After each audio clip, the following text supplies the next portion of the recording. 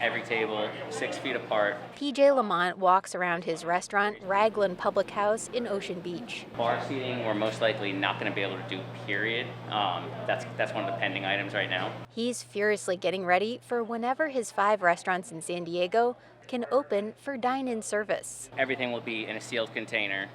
The host will then bring that as well as rolled silverware to the table, more than likely with either gloves or tongs. There are other preparations they're making too. For all staff that's currently working, when you come in, you have to have your face covering already. We have gloves here, we have sanitizer and hand washing stations here. Before they clock in for their shift, we do a temperature check on them. Anything over 100 and they go home. In Washington state, restaurants will have to keep logs of customer phone numbers and email addresses as part of a statewide contact tracing program. Would Lamont do it? Want? No. If they require it, yes, we'll do it. It's just one of those things. Once you give up one more little piece of freedom, are they always going to have us doing that? And I personally don't want to be the one holding all that information of other people. Right now, there are a lot of efforts in terms of thinking, how do you stem transmission? How do you control this outbreak quickly? A.L. Oren is an epidemiologist at San Diego State and used to run the contact tracing program for King County in Washington state. He says it's never been done before, but a log of restaurant customers would be helpful.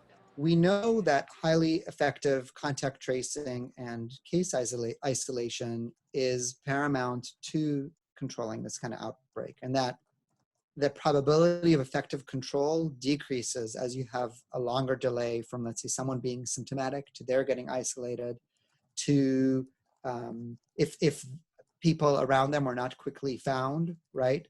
Traced. Still, he says the privacy concerns would be difficult for Americans. You do get into some privacy issues, I believe, when you start keeping track of who's coming through the doors. Greg Frazier with Stone Brewing says they'd follow the state's rules, but won't create their own system.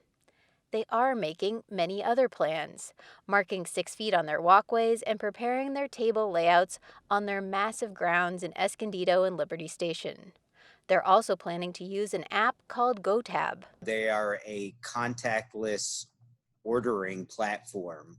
And what that means is, people will be able to come in, scan a QR code to be able to get not only the menu on their phone, but they'll actually be able at that point to open up a tab. If someone wants to come out and go to a restaurant, it's because they want to enjoy themselves. Back at Raglan Public House, the owner Lamont has figured out a way to keep a good atmosphere even with social distancing. Instead of what we have here where you see a chair and that's where seating will be available, we're just going to fill up the other tables with giant stuffed animals. He says with spaced out tables, it looks too bare.